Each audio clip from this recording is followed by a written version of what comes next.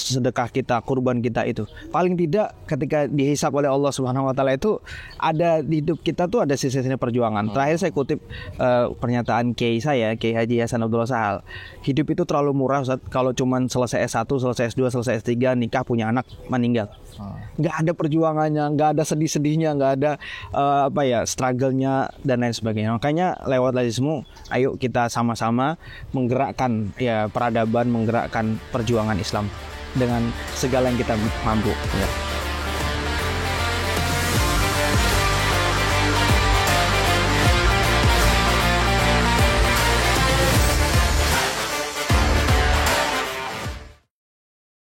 Bismillahirrahmanirrahim. Assalamualaikum warahmatullahi wabarakatuh. Selamat datang di podcast Lazismu Kendal, Bincang Lazismu, ruang dialog santai, inspiratif seputar gerakan dakwah dan sosial Muhammadiyah, baik di tanah air maupun mancanegara. Di episode kali ini teman-teman, kita akan menyoroti salah satu aspek penting dari gerakan Muhammadiyah di luar negeri, khususnya di Arab Saudi, negeri yang menjadi pusat ibadah umat Islam di seluruh dunia. Bersama kita telah hadir seorang tokoh yang tidak asing lagi mungkin di Kabupaten Kendal. Beliau adalah Ketua Pimpinan Cabang Istimewa Muhammadiyah Arab Saudi periode 2022 sampai 2024. Nah, pada kesempatan kali ini kita akan sedikit membahas bagaimana kondisi Muhammadiyah di Arab Saudi, juga bagaimana tentunya kondisi zakat dan juga Lazismu yang ada di Arab Saudi. Kemudian apa tantangan dan peluang di sana, kemudian bagaimana peran diaspora kita untuk memperkuat gerakan dakwah Muhammadiyah di sana. Baik, kali ini sudah bersama kita Ustadz Hamka. Assalamualaikum Ustadz. Apa kabar? Baik, alhamdulillah. Baik ya. Mungkin saya ucapkan terima kasih dulu ya Ustadz sudah berkenan hadir di podcast kita ya. Mungkin bisa diceritakan dulu sedikit tentang pengalaman Anda memimpin PCIM Arab Saudi dan bagaimana awal mula Anda ini bisa terlibat dalam gerakan dakwah Muhammadiyah di sana. Oke, terima kasih banyak Mas Ilham dan Lazismu Kendal atas kesempatan yang luar biasa ini ya. Nggak nyangka bisa berkolaborasi dengan Lazismu Kendal, Lazismu yang menginspirasi kita ya, dan juga teman-teman di sana. Sering dalam beberapa kegiatan kita tuh saya ceritakan Lazismu Kendal tuh kayak gini, Lazismu Kendal tuh kayak gini gitu, agar ya terutama karena saya putra daerah, saya asli dari Kendal, dan alhamdulillah diberikan Allah kesempatan untuk belajar di Tanah Suci. Saya datang ke Arab Saudi itu bulan Februari 2019. Waktu itu alhamdulillahnya tuh masih bertemu dengan senior yang mungkin sama-sama kita tahu ya, Ustadz Abiyu dari Batang. Ya itu langsung aja diajak, ayo kumpul Muhammadiyah gitu. Karena kebetulan bapak kita sama-sama aktivis dulu. Terus ketika ke pesantren juga bareng gitu kan.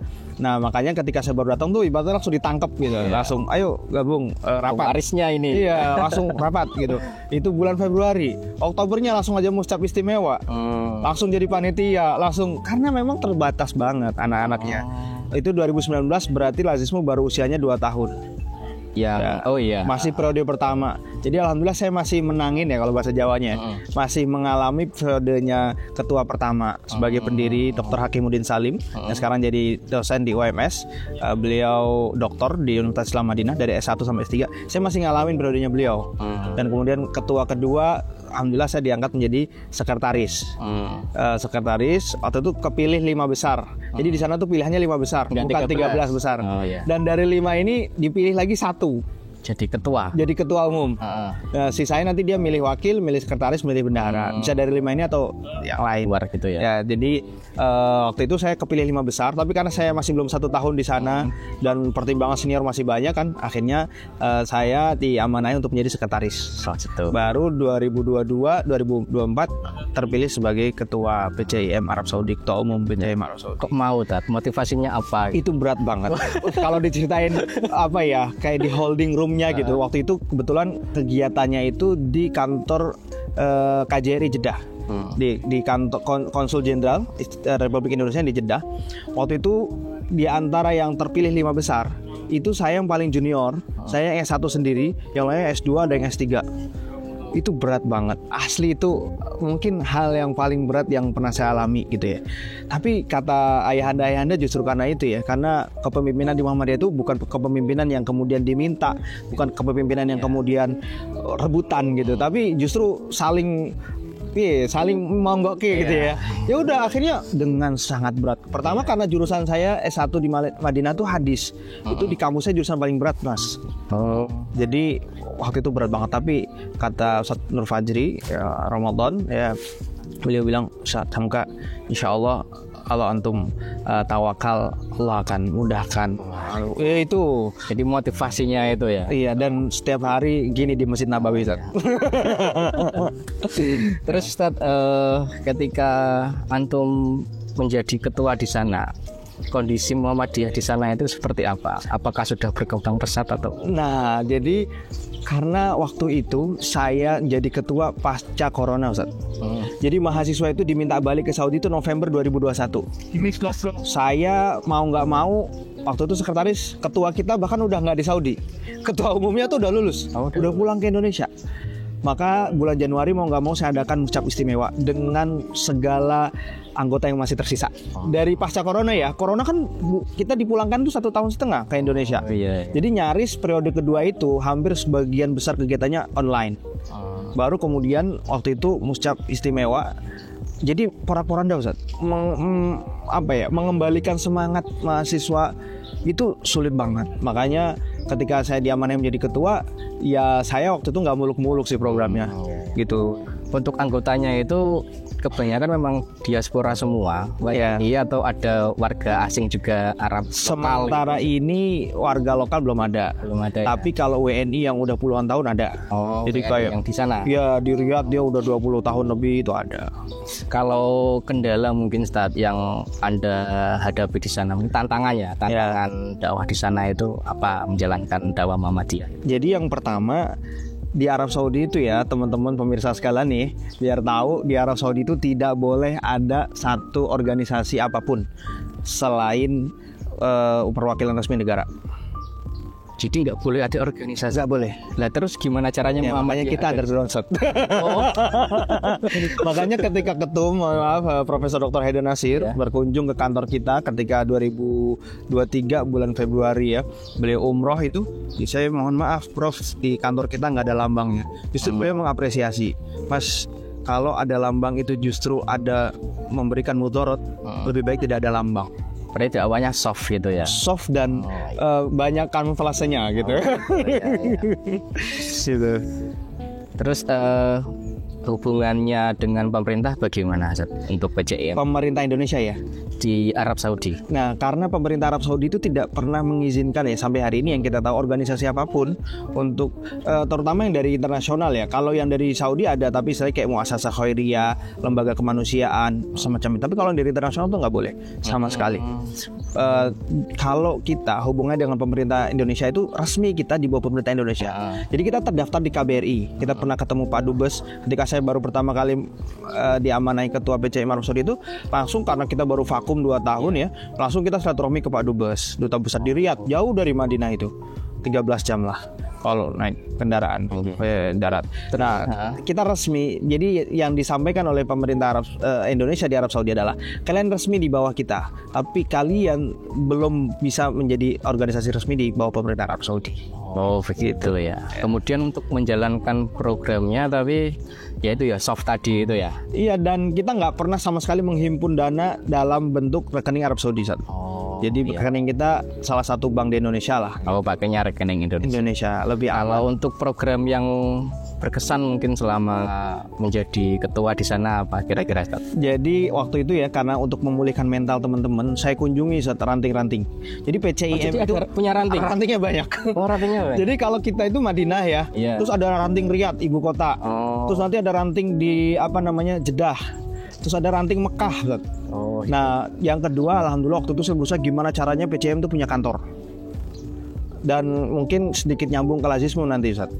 Kantor itu adalah atas inisiasi dari salah satu ketua Lazismu di salah satu kecamatan di Indonesia. Itu. Yang ketiga kita punya kendaraan. Alhamdulillah 3 misi besar itu tercapai. Jadi sekarang untuk program-program berikutnya udah ngalir aja. Ya, alhamdulillah. Nah, apa namanya untuk kerjasama dengan internasional tadi belum ya? Berarti apa sudah? Maksudnya gimana? Ya dalam kegiatan dakwahnya itu loh. Kalau kita kerjasama sama internasional itu kita nggak pernah ngebawa nama Muhammadiyah, Ustaz.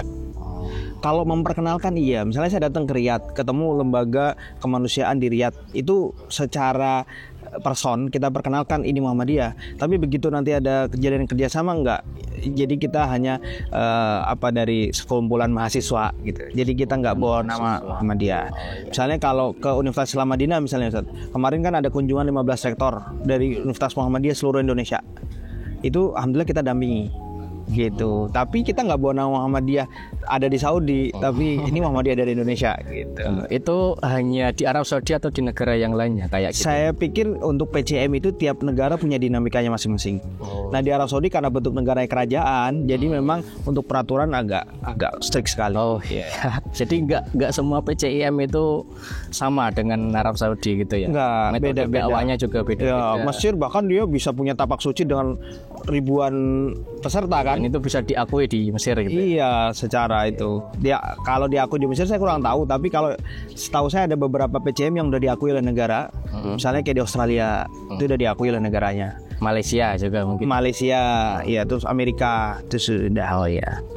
Terus ini Ustaz, terkait dengan zakat mungkin ya. Di sana kan mayoritas penduduk itu banyak muslimnya. Ya, betul. Kemudian yang ingin saya tanyakan itu bagaimana kesadaran zakat masyarakat di Arab Saudi?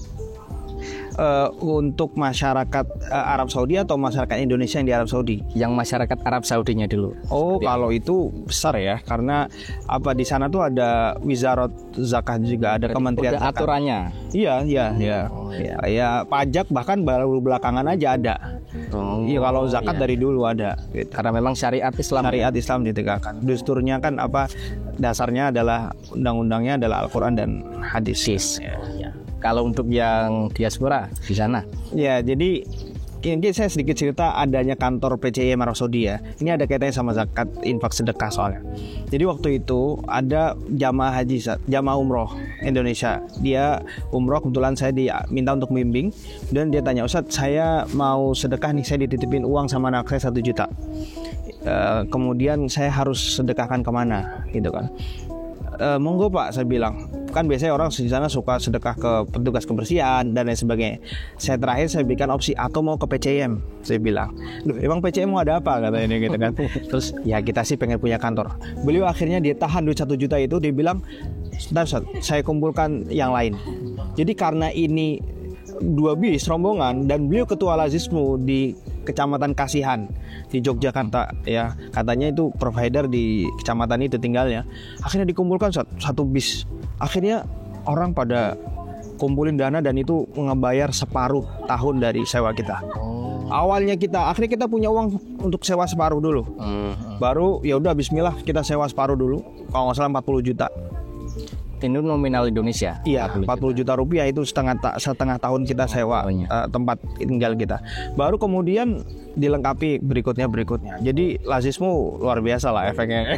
Berarti di Arab Saudi di PCIM-nya juga punya Lazismu di sana. Punya. Ketika saya menjabat itu saya mencoba menghidupkan Lazismu karena menurut saya kegiatan dakwah ini tidak bisa berjalan dengan maksimal kalau tidak didukung ya dengan dana-dana umat ya, bentuknya infak, sedekah maupun yang lainnya. Dan kita udah dapat SK ya langsung dari PP. Dan sekarang ketua PCIM Arab Saudi yang menggantikan saya adalah mantan ketua Lazismu. Yang sekarang ini ya? Iya, yang sekarang orang Kudus. Orangnya masih di Arab Saudi? Masih di Arab Saudi. Saya kemarin izin ke dia dulu. Saya diundang podcast nih. Saya izin mewakili JM. Itu kan tadi berarti dari infak jamaah. Iya, betul. Kalau untuk yang lain mungkin selain itu mekanismenya gimana? Nah, kalau di Arab Saudi itu sebenarnya gini.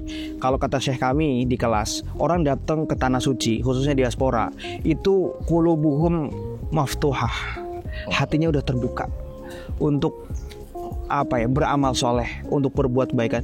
Tinggal diklik dikit gitu langsung gitu kan. Banyak lah. Dan kalau itu tersalurkan dengan baik, jadi sebuah kebaikan yang luar biasa.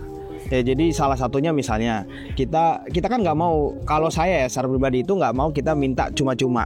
Jadi maunya kita juga memberikan feedback ke mereka. Maka 3 tahun lalu kita buka majalah. Kita jualan majalah, terus untung dari majalah itu untuk operasional. Nah, untuk zakat, infak, sedekah memang kita belum, karena kita belum tertraining secara profesional ya. Makanya kita dalam waktu dekat ini insya Allah akan ada pelatihan dengan Lazismu Pusat.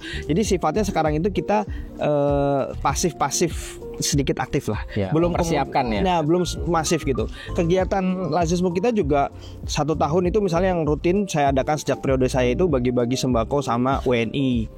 Karena waktu itu cita-cita saya PCM ini jangan sampai mati kalau kemudian mahasiswanya pulang ke Indonesia. Di Belanda misalnya itu pernah vakum dalam waktu yang lama karena mahasiswanya pulang. Berarti mayoritas itu mahasiswa berarti ya? Mahasiswa dan pekerja yang dia kalau mahasiswa kan 4 tahun, 8 tahun, 13 tahun gitu. Pengen saya banyak WNI yang ikut serta. Maka sejak 3 tahun yang lalu kita buat program bagi-bagi sembako Ustaz di daerah-daerah mayoritas WNI. Jeddah, Riyadh gitu. Tahun kemarin di Mekah, tahun ini di Madinah. Dan itu alhamdulillah efektif. Berarti sementara ini masih memang difokuskan untuk WNI. Kalau WNA sana apa Arab itu udah kaya semua mungkin Ustaz. Nah itu jadi bahkan kalau zakat fitrah itu kita salurkannya di Yaman. Oh, di luar berarti. Iya, dan itu bukan hanya PCM Arab Saudi, PCM Amerika itu dia ngumpulkan di Amerika, disalurkannya di Yaman. Ini tadi kan untuk mekanisme penghimpunan kan sudah. Untuk penyalurannya yang ingin saya tanyakan Ustaz. Apakah zakat yang dihimpun di sana itu disalurkan hanya di sana atau ada juga yang disalurkan kembali ke Indonesia atau ke tempat lain begitu? Jadi untuk saya lagi ya, untuk yang misalnya kayak zakat mal gitu kita belum. Jadi yang masih itu infak umum dulu gitu, atau wakaf biasanya kayak wakaf kursi roda dan lain sebagainya. Untuk zakat fitrah itu kita setiap tahun itu disalurkannya ke Yaman. Malah ke Yaman? Iya, bekerja sama justru dengan PCM lain kayak Amerika tuh ke Yaman juga. Kemarin beberapa negara juga disalurkannya ke Yaman. Kenapa itu Ustaz? Karena ya quote and quote ya, Yaman itu PCM paling struggle lah. Jadi kita support dana itu untuk program mereka gitu. Jadi waktu itu awal ceritanya tuh kita ketemu di acara apa tuh di Solo Muktamar. Kita kumpul ketua-ketua PCM gitu. Kita cerita dinamika di masing-masing PCM. Yang Yaman paling struggle sih. Akhirnya sudah kita sepakati untuk kita kirimkan ke sana. Ya. Ada tantangan tersendiri untuk pengolahan infak itu. Yang jelas nggak boleh pakai rekening Saudi. Nggak boleh ya. Saudi itu untuk dalam pengumpulan uang tuh sensitif sekali. Bahkan jangankan kok banyak ya, ada teman-teman yang rekeningnya 500 rial, 2 juta, ada yang cuma 10 juta gitu. Itu bisa kesuspend kalau sumber dananya tuh dianggap mencurigakan, kok banyak transfer gitu. Makanya kita nggak pernah menghimpun secara itu dari rekening Saudi. Ya berarti kendala tantangannya dari regulasi yang pemerintah Arab Saudi ya. Makanya biasanya kita jemput-jemputin aja ke tempat-tempat kantong-kantong masyarakat itu. Ya mungkin harapannya semoga nanti ke depan ya bisa ada kelonggaran mungkin ya. Semoga ya semakin internasionalisasi ya, dunia Saudi semakin terbuka. Baik, mau ada Piala Dunia kan di sana. Oh iya. 2034 Piala Dunia tuan rumah Saudi, umroh plus nonton bola gitu. Kalau di sana siarannya malam, di sini jam berapa kira-kira? 4 jam bedanya. Oh, bedanya 4 jam. Ya. Lebih cepat sana ya. Bentar. Lebih cepat mana ya? Lebih cepat sana betul. Sini mungkin. Oh, sini ya? Ya, sini malam berarti. Oh, betul lebih cepat sini. Jadi kalau saya itu biasanya kalau nelpon keluarga, itu saya makan siang, di sini udah mau maghrib. Oh, berarti malam sekali nanti kalau gitu. Bisa, tapi kayaknya mainnya juga akan melihat waktu ya. Kayaknya nggak mungkin musim panas kan? Oh iya. Kayak di Qatar kemarin kan, jadi ditarik waktunya. Oke, kembali lagi ke kepemimpinan tadi sebagai ketua PCIM dulu ya. Kira-kira apa pelajaran kepemimpinan yang paling penting yang pernah Ustadz peroleh dari pengalaman menjadi ketua PCIM ini? Jadi kalau saya lihat, saya tuh bukan orang yang hebat, tapi kata teman-teman kan alhamdulillah ya, waktu saya menjabat itu kan kantor Mekah buka, Madinah buka kantor. Alhamdulillah kita ada punya inventaris mobil. Alhamdulillah kemudian kita punya majalah Lazismu. Terus saya ngamatin ya, baru jawabannya itu baru pekan lalu saya baca tulisan seorang tokoh. Jadi nilai kepemimpinan itu mau apapun besar dan kecilnya, baik buruknya. Kalau pemimpinnya sungguh-sungguh, insya Allah bisa, Ustaz. Sungguh-sungguh itu kata kuncinya sih. Jadi karena kalau dia sungguh-sungguh memikirkan lazismu, akan kebuka jalan-jalannya gitu kan. Giroh sendiri. Iya, sungguh-sungguh lah. Manja wajada kan. Terus kemudian kira-kira harapannya ini untuk generasi penerus yang ada di PCM Arab Saudi apa itu? Iya, jadi waktu kalau kita nyebutnya zaman periode pertama, periode kedua, periode ketiga itu zaman perjuangan, Ustaz. Kantor nggak punya, rapat di kamar-kamar, ngumpet-ngumpet. Kalau ada tokoh datang itu kita jamunya mesti di rumah makan, Ustaz. Iya, sekelas Profesor Amin Rais datang, kita jamunya di rumah makan, Ustaz. Karena kita nggak punya tempat. Gitu, mau ngaji HPT aja kita beli makan baru kita sambil ngaji HPT. Sekarang udah ada kantor 2, di Mekah ada, di Madinah ada, mobil inventaris ada, meskipun nggak ada logonya itu. Meskipun nggak ada logonya. Jadi harapan saya speednya harus lebih kenceng lah. Larinya dengan segala dinamika harus lebih kenceng ya. Ya jadi daya juangnya itu harus tetap. Dulu kan kita iurannya, Ustaz, kalau mau ada kajian gitu atau ada toko itu iuran transport dan iuran makan. Sekarang nggak perlu iuran makan. Udah ada kantor, tempat tinggal. Kantornya tinggal jalan. Ini kita bicara konteks karena PCM Arab Saudi itu hampir 80%-nya mahasiswa Madinah, Ustaz. Apa anggotanya gitu. Jadi kegiatannya banyak berkutat di Madinah. Banyak apa ya? Usia muda sebetulnya ya, Ustaz. Muda sekali, 18 sampai 30 lah. 18. Kayak kalau kita di WA, Pak gitu kan. Waduh. Jadi ketua PCM juga setua gitu ya. Kemudian menurut Ustaz ini peran apa sih yang ke depan dilakukan oleh PCM ini terutama dalam mendukung apa ya? Internasionalisasi Muhammadiyah? Ya, jadi kita mungkin tidak perlu membawa nama Muhammadiyah langsung di depan, ini Muhammadiyah enggak. Tapi kita tunjukkan melalui program-program kita, Ustaz. Bagi-bagi itu. Bahkan saya pernah mendampingi Profesor Dr. Haidar Nasir ketemu dengan salah satu imam Masjid Nabawi, Ustaz. Dan itu pengalaman yang luar biasa. Dakwah bilhal. Iya, saya ceritakan tentang Muhammadiyah. Jadi Profesor Haidar Nasir bercerita, kemudian saya terjemahkan ke beliau. Tahu nggak beliau mengatakan apa? Itu kan Kiai Haji Ahmad Dahlan kan menciptakan Muhammadiyah, mendirikan Muhammadiyah kan atas izin Allah, kemudian terinspirasi dari surat Al-Ma'un. Kata Syekh Ahmad Talib, beliau Imam Masjid Nabawi, kata beliau, ini kan baru terinspirasi dari surat Al-Ma'un. Bisa punya ratusan rumah sakit, bisa punya ribuan sekolahan. Kalau mengaplikasikan seluruh Al-Quran gimana? Kiai Haji Ahmad Dahlan baru terinspirasi dari satu surat ya. Satu surat itu. Itu luar biasa sih. Nah, dan menurut saya ketika kita jelaskan Muhammadiyah, apa beliau responnya? Katanya ada laisa jam'iyah katanya. Ini bukan sebuah pergerakan. Hadal balad katanya. Ini negara dengan sekian rumah sakitnya, dengan sekian holding yang dimilikinya itu kata beliau ini negara gitu. Bahkan punya seluruhnya ya kayaknya. Seluruh instrumen negara punya gitu. Ya. Mungkin ini terakhir Ustadz sebagai penutup kita ya. Apa pesan atau nasihat dari Ustadz yang ingin Ustadz sampaikan kepada warga Muhammadiyah dimanapun berada? Iya, jadi karena ini konteksnya dengan lazismu ya. Jadi kalau menurut saya kita itu Islam itu akan tetap berkembang, akan tetap maju dengan atau tanpa kita. Maka harus ambil peran, harus ambil bagian, Ustaz. Kalau kita nggak bisa berjuang sebagai pendakwah, paling tidak kita danai pendakwah. Ya, dana zakat kita dihitung untuk penghimpunan, sedekah kita, kurban kita itu. Paling tidak ketika dihisab oleh Allah Subhanahu Wa Taala itu ada di hidup kita tuh ada sisi-sisi perjuangan. Terakhir saya kutip pernyataan Kiai saya, Kiai Haji Hasan Abdullah Sahal. Hidup itu terlalu murah, Ustaz. Kalau cuman selesai S1, selesai S2, selesai S3, nikah, punya anak, meninggal. Nggak ada perjuangannya, nggak ada sedih-sedihnya, nggak ada struggle-nya dan lain sebagainya. Makanya lewat lazismu, ayo kita sama-sama menggerakkan peradaban, menggerakkan perjuangan Islam dengan segala yang kita mampu. Luar biasa sekali. Mungkin kita sampaikan di sini, Ustadz. Mungkin ada banyak sekali yang saya tanyakan, cuma karena durasi kita ya. Mungkin kita tutup. Terima kasih teman-teman sudah menonton kita. Demikian, assalamualaikum warahmatullahi wabarakatuh. Waalaikumsalam warahmatullahi wabarakatuh. Apa?